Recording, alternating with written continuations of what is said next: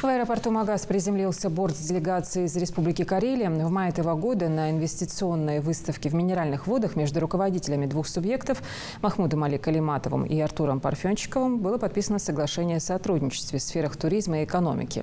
Это результат совместного труда руководств двух республик – Ингушетии и Карелии.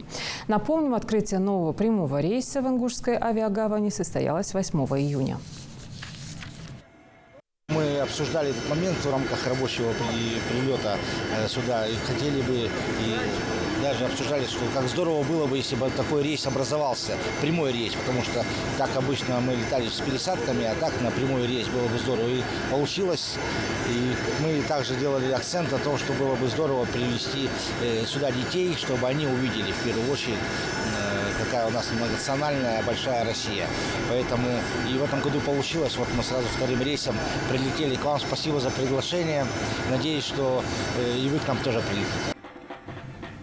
Юные футболисты уже успели ознакомиться с местным колоритом и попробовать национальную кухню. Затем проведут товарищеский матч в Республиканском спортивно-тренировочном центре «Мужичи».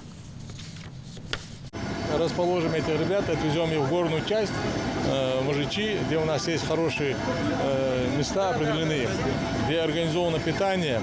И приезд такой делегации он очень полезен для республики, для сотрудничества в экономической части, спортивной части, в духовной части и в культурной. Такую задачу ставит руководство республики.